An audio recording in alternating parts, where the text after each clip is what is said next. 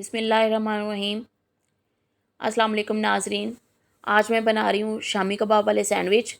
शामी कबाब की रेसिपी मेरे चैनल पे मौजूद है। शामी कबाब जितने आपको ज़रूरत हो सैंडविच बनाने के लिए, ब्रेड भी जितने आप सैंडविच बनाना चाहें, चिकन स्प्रेड या मायोनीज़, चिली गार्लिक सॉस या केचप, आपकी चॉइस है। सब्जियां भी आप अपनी चॉइस के हिसाब से ऐड कर सकते हैं। मैंने टमाटर, खीरा और बंद गोभी ली है। टमाटर और खीरे के मैंने स्लाइसिस काट लिए हैं और बंद गोभी वैसे बारीक काट ली है। अंडे नमक डाल के वो भी अच्छी तरह फेंट लें। अंडे भी आप अपनी ज़रूरत के मुताबिक ले लें, लेकिन उनको थोड़ा सा नमक डाल के अच्छी तरह फेंटना है। सबसे पहले पैन में ऑयल डाल के आपने अंडे को फ्राई करना है।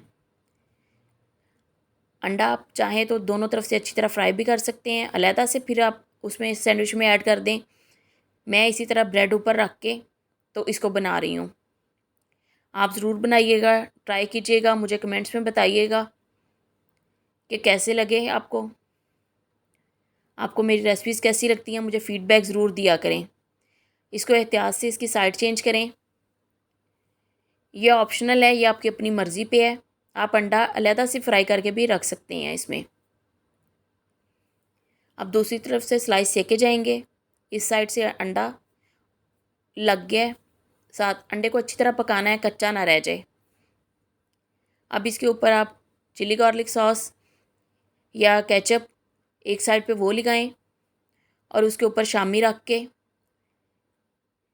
थोड़ा सा उसको फैला लें और ऊपर अपनी सब्जियां जो कटिंग की हुई हैं वो सेट कर लें। बच्चों के लंच बॉक्सेस के लिए, नाश्ते के लिए, चाय टाइम के लिए ये एक बहुत अच्छी रेसिपी है। आप बच्चों को स्कूल कॉलेज जाते हुए लंच बॉक्सेस इस तरह सैंडविच बना के दे सकती हैं। आप दूसरी तरफ मायोनीज़ या सैंडविच स्प्रेड लगा लें, चिकन स्प्रेड लगा लें, वो आपकी अपनी चॉइस पे है। अच्छी तरह इसको सही तरह से सेट करके फैला के तो आप इसको कवर कर दें और मज़ीद थोड़ा सा सेक लें सैंडविच को। सैंडविच तैयार है।